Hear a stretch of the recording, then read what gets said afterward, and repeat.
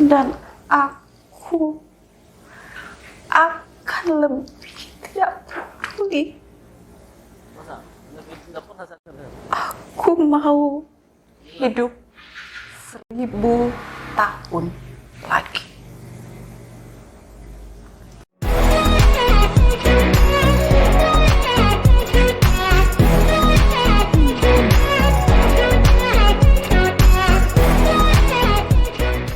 Assalamualaikum warahmatullahi wabarakatuh.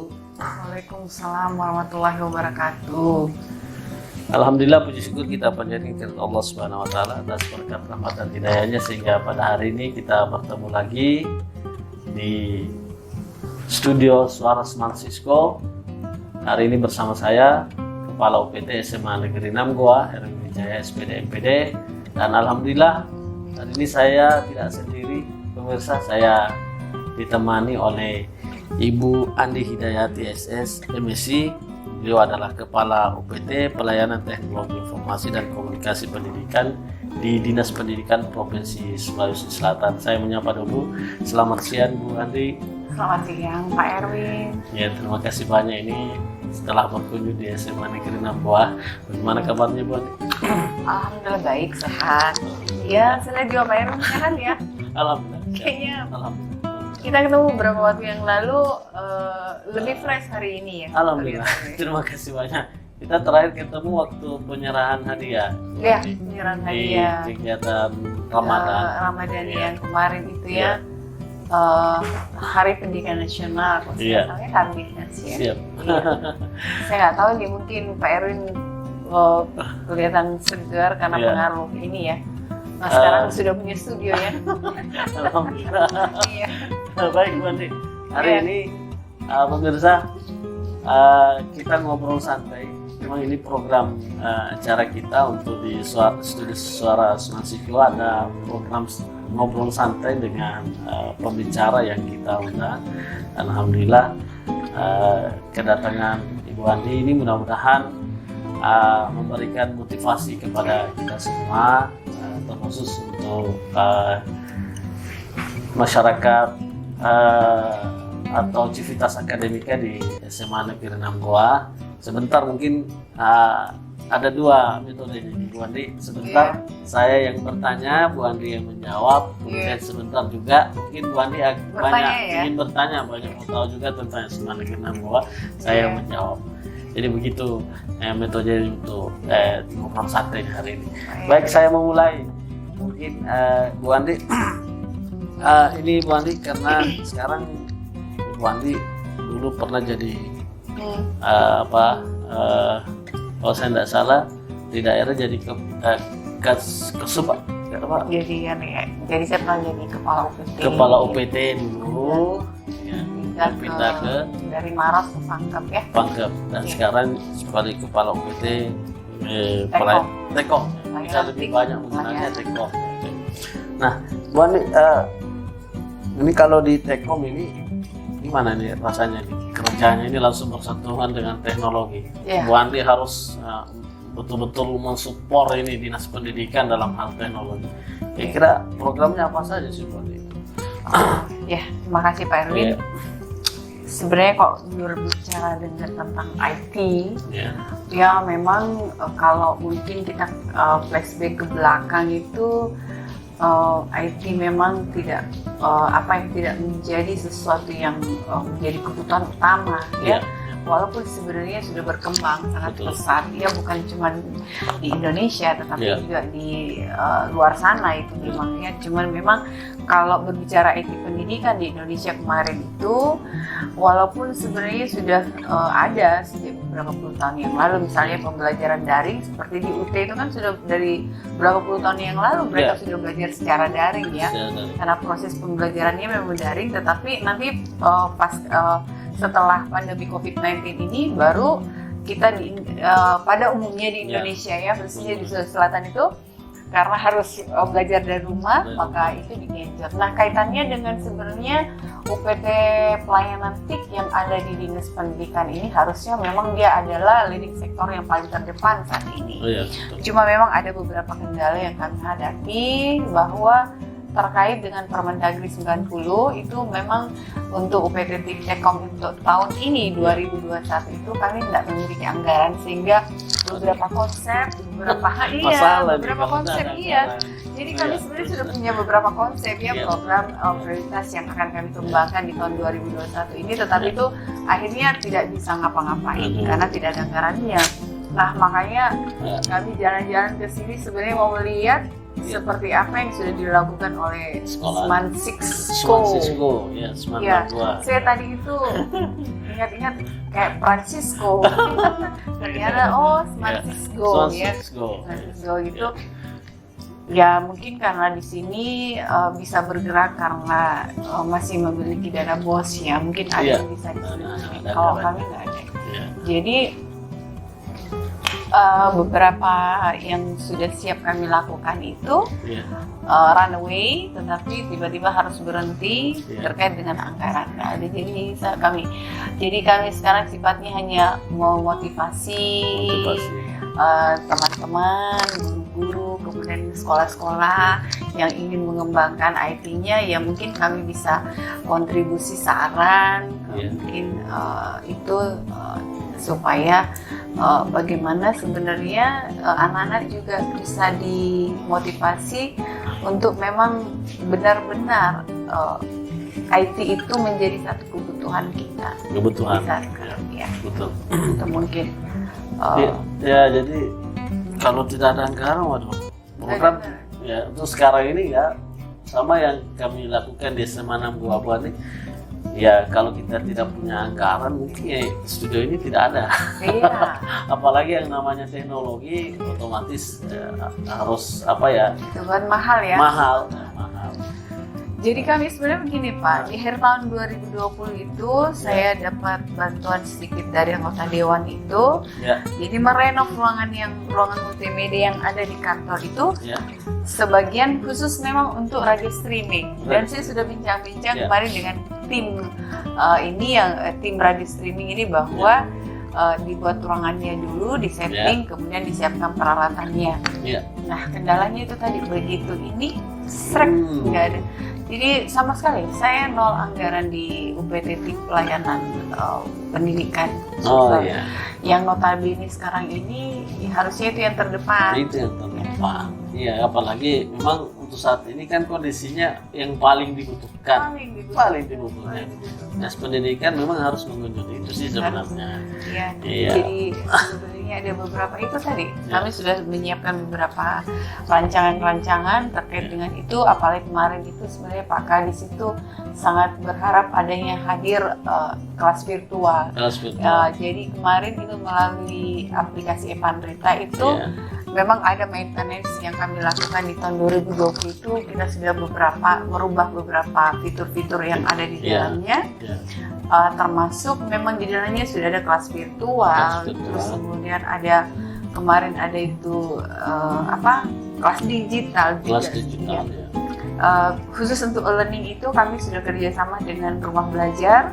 Jadi di situ kemarin itu anak-anak kita itu sudah bisa langsung masuk ke Epandrita, membuka learning itu langsung terkoneksi dengan rumah belajar. Oh begitu. Iya. Jadi sebenarnya kita sosialisasi. Cuman masalah sekarang itu karena anggarannya nggak ada, jadi nggak bisa. Karena kami nggak punya server. Kami kemarin itu Epandrita, terus dia ada Epandrita itu dia cuma sewa layanan server. Oh, nggak punya server sendiri? Kita nggak punya server sendiri karena memang kalau itu memang butuh bandwidth yang agak besar agak besar. Sehingga kami kemarin juga melapor ke Kominfo karena sentralisasi itu terkhusus untuk terkait dengan server itu memang sentralisasi di Kominfo. Cuman ketika kami koordinasi dengan Kominfo, pihak Kominfo mengatakan bahwa untuk melayani kebutuhan dinas pendidikan itu mereka tidak mampu. Kenapa? Karena server mereka itu memang agak kecil juga. Jadi di Kominfo juga kecil dia punya kapasitas servernya. Dia kalau sekedar cuma misalnya mungkin kebutuhan misalnya administrasi kepegawaian misalnya seperti absensi apa itu masih bisa. Sehingga dia memberikan keleluasaan kepada kita untuk melakukan sewa layanan server. Jadi kami itu kemarin saya menyewa layanan server sebanyak 2 kanal tahun kemarin ya. Kebutuhan kita ada dua kanal, makanya bisa jalan. Ya itu pun kalau sewa berarti kan biasanya kita per tahun perangkatan. Habis kita juga berkreasinya agak enggak karena dibatasi kemudian juga karena data kita ya tersimpan di mereka. Jadi ada satu kelemahannya itu karena ya kita takutnya sehingga memang kita tidak terlalu seperti data-data kepegawaian memang itu. Padahal sebenarnya ya Pandita kemarin itu kita sudah setting itu di dalamnya. Laporan dana bos itu sudah ada. Jadi sebenarnya nanti itu sekolah-sekolah sisa connect itu. Kemudian kami juga kemarin itu sudah membangun website ya. Website itu khusus nanti terkonek dengan semua KCD sampai kepada sekolah. Ya. Kami sudah kita bangun, tetapi itu komunikasi dengan dinas ini tidak terputus ya. Jadi sekali lagi semuanya berhenti karena anggaran nggak ada. Itulah masalahnya kalau anggaran tidak ada. Jadi satu kendala besar, bukan cuma besar dan kendala utama sebenarnya. Nah harusnya memang di zaman sekarang itu uang itu harusnya lebih besar ke sana. Apalagi yang kita tahu untuk dinas pendidikan itu kan instansi yang terbanyak, apalagi ini pegawainya gitu atau penduduknya gitu. Guru saja 16.000. Itu yang negeri loh, ASN. Yang non ASN juga sejumlah itu. Jadi memang yang harus dipikirkan memang dinas pendidikan harus mandiri, punya server sendiri untuk menunjang semua. Apalagi di era digital ini memang kita butuh ya. Jadi dinas pendidikan dengan adanya pandemi dan lain sebagainya ini otomatis memang harus sampai ke sana untuk memikirkan server. Ini cuma saran saja gue. Tapi benar, kami sudah berpikir seperti itu dan sudah menyampaikan sebenarnya. Tapi sekali lagi terbentur di situ. Jadi mudah-mudahan tahun kemarin itu melalui Pak Kadis, kami support ke Pak Kadis. Akhirnya Pak Kadis itu mengajukan permohonan anggaran ke anggota dewan. Tadinya tuh kita sudah senang, sudah mau dapat bantuan. Berapa kebutuhannya? Oh dikasih 2. Ternyata nggak bisa. Kenapa? Karena terbentur lagi di aturan bahwa server itu terpusat di Kominfo. Jadi itu salah satu itu Pak Erwin. Siap. Baik, Bu Andi, saya yang kedua ini, Bu Andi mungkin sudah menjawab ada yang mau ditanyakan ke kami ini tentang sekolah ini ya, Pak Erwin yang mau ditanya. Sekarang saya coba bertanya sederhana. Siap. Apa sih sebenarnya motivasinya Pak Erwin ini sampai maksudnya ada ide lokus dari sekolah ini jauh dari keramaian ya? Saya masuk tadi, saya sempat tertidur sampai jam berapa nyampe-nya dia? Jauh ya. Terus tapi satu yang membuat saya senang, begitu saya masuk belok tadi masuk belok kanan. Yang mana sekolahnya? Yang warna oranye tadi cantik sekolahnya manis ya, semanis kepala sekolahnya kali ya, atau guru-gurunya kali ya, sesuanya ya. Nah ini apa motivasinya Pak Erwin? Baik, terima kasih banyak. Kalau motivasi secara pribadi sih sebenarnya berarti kan ini daerah memang kalau dilihat dari segi wilayah mungkin jauh dari kota ya. Tetapi kita punya prinsip meskipun mungkin kita jauh dari kota, tetapi pemikiran kita tidak pernah bosan dengan hal-hal yang seperti ini, apalagi berkaitan dengan teknologi. Kita juga ingin maju. Salah satu syarat untuk maju itu adalah sekolah ini harus disupport dengan teknologi. Ya, maksud saya anak-anak saya di sini, guru-guru saya punya karya. Cuma permasalahannya karya itu ya harus dipublish untuk ditahu di luar supaya dikenal. Gimana mau orang tahu bahwa saya punya karya kalau supaya tidak dipublish keluar. Nah inilah yang memotivasi. Kemudian yang kedua karena kita dihadapkan dengan seperti yang tadi pandemi ya, kita harus belajar. Guru-guru kan kewalahan kalau membuat video pembelajaran sendiri, aduh agak kewalahan. Jadi kita buatkan fasilitas seperti ini. Dia cukup mengajar, tim editor ada, selesai dia cuma langsung dapatkan video jadinya. Jadi itu lagi yang di-share ke anak-anak. Iya. Ini juga nanti akan menjadi program prioritas kita nanti di tahun acara ini, apalagi di belajar daring ini kan diperpanjang. Jadi minimal kita akan buat 3 produk video pembelajaran per guru. Jadi ini nanti kita akan susun jadwalnya. Mulai hari Senin depan itu sudah ada masuk ikut syuting di sini untuk pembuatan video pembelajaran. Untuk kontennya semua sudah siap oleh para guru.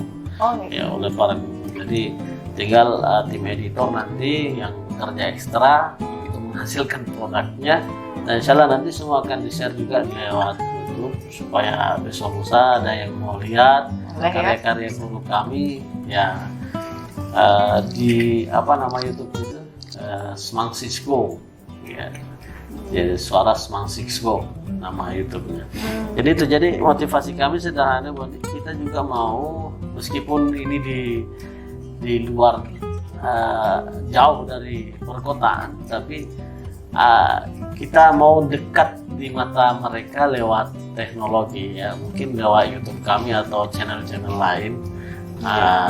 Di sisi lain juga karena memang dengan membuat seperti ini anak-anak kita bisa lebih banyak mengembangkan kreativitas dan ditonton oleh orang banyak, dan karya-karya itu insya Allah nanti akan mengangkat lagi kembali yang pertama nama daerahnya semua Parangloe dan terkhusus di sekolah kami di SMA Negeri Nangua. Itu Wali motivasinya. Ya. Jadi sebenarnya ini salah satu positif daripada situasi kondisi saat ini. Jadi memang hikmahnya gitu ya. Makanya ketika orang mungkin enggak, sebenarnya justru sekarang ini dengan kondisi seperti ini, akhirnya anak-anak itu ya, kalau seusia anak-anak ya memang ya, anak-anak memang sekarang tuh lebih suka belajar secara digital. Yang masalah memang kita yang sudah yang 50 tahun ke atas, Pak Erwin masih muda, masih 30 ya? 30-an, hampir 40. Oh iya, pantesannya. Jadi saya pikir itu salah satu bentuk kreativitasnya kepala sekolah ya. Bagaimana untuk mengatasi masalah-masalah yang mungkin yang dihadapi oleh guru. Kemudian mungkin itu salah satu sebenarnya upaya yang dilakukan bagaimana sebenarnya menghadirkan pembelajaran yang menyenangkan. Jadi dia menjadi pilihan ya. Menjadi pilihan buat anak-anak. Saya pikir belajar tatap muka pun nanti itu berlangsung, ini juga harus jadi anak-anak nanti tugas-tugas mata pelajaran itu bisa dikerjakan di sini dalam bentuk karya nanti. Kalau misalnya sudah tatap muka, ada karya presentasi dan lain itu bisa digunakan di sini.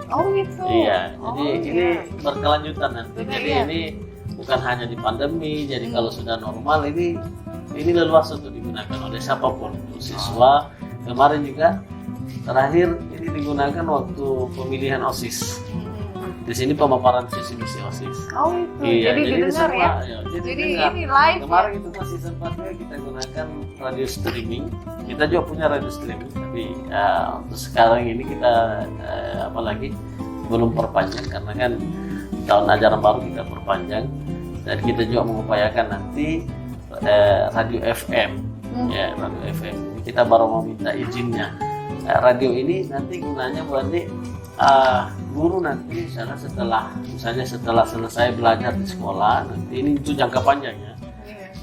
Guru nanti akan siaran itu misalnya kalau kita pulang jam 2 siang, jam setengah 3 atau jam 3 itu ada siaran khusus untuk mengulang pelajaran yang tadi diajarkan oleh guru. Jadi anak-anak bisa membuka bukunya dan kemudian guru membahas lagi bahwasanya ini penguatan dari materi yang diajarkan. Jadi itu salah satu juga mungkin anak-anak bisa belajar untuk melaksanakan siaran radio, untuk menyapa teman dan sebagainya. Ini tempat kita ini memang insya Allah kita akan siapkan untuk anak-anak kita lebih kreatif lagi untuk dalam berkreasi. Apalagi memang saya lihat kegiatan jurnalis untuk di SMA Namboa ini anak-anak antusias. Antusias ya. Ini juga program OSIS, mungkin ada pelatihan jurnalistik dalam waktu dekat. Akan menghadirkan pemateri-pemateri yang mudah-mudahan bisa menambah wawasan anak kita. Keren ya, kepala sekolahnya ya. Kalau ada pemilihan kreativitas kepala sekolah masuk dong ya. Iya, Pak Erwin ya.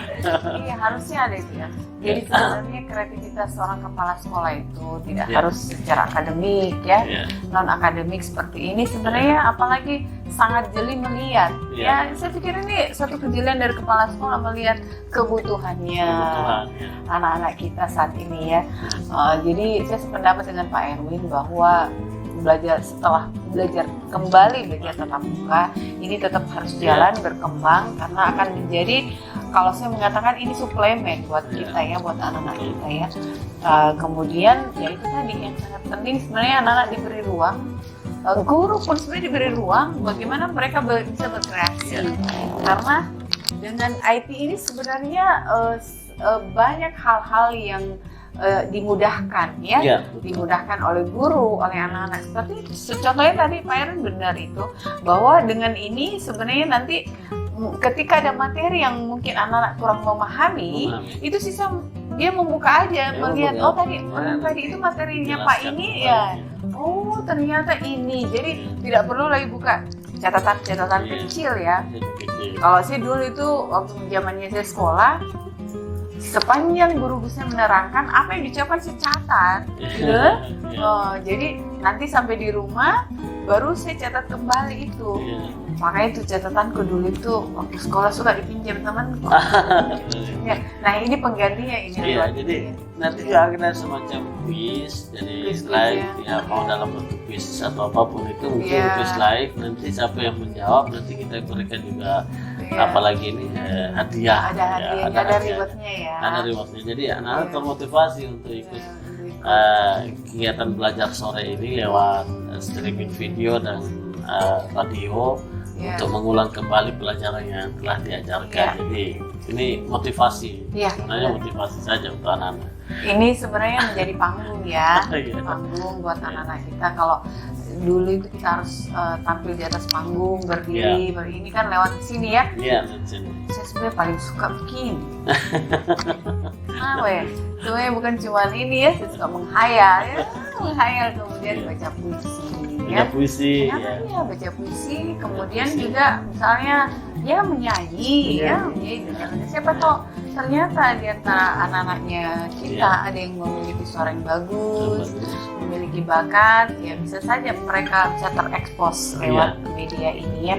Saya pikir saya salut dengan Pak Erwin. Saya berharap ada sekolah lain yang lebih besar, yang lebih banyak ininya ya.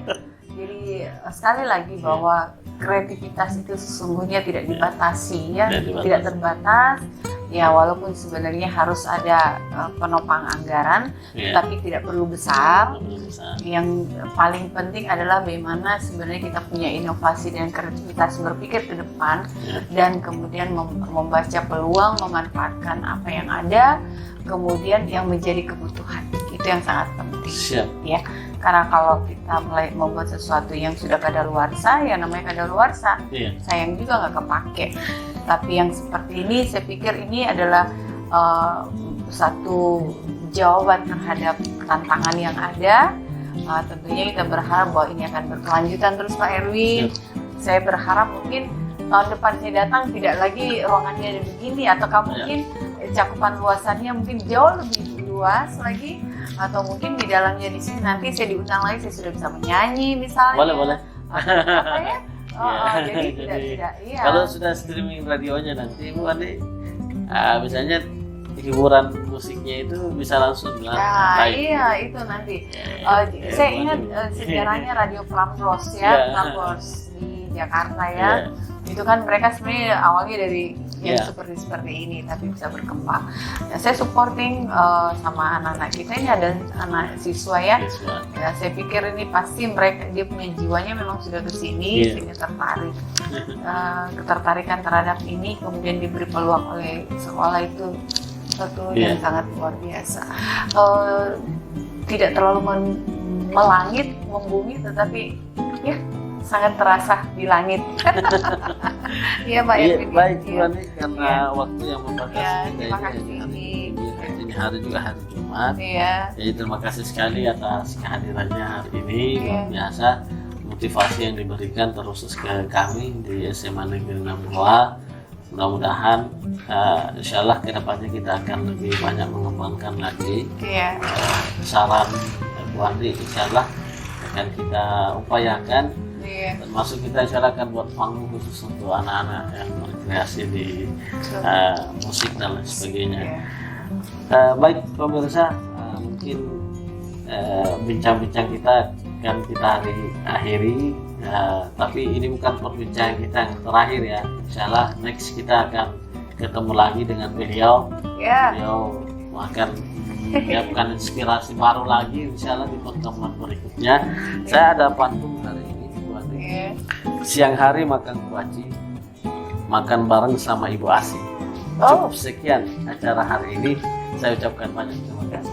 Terima kasih. Assalamualaikum warahmatullahi wabarakatuh. Waalaikumsalam warahmatullahi wabarakatuh.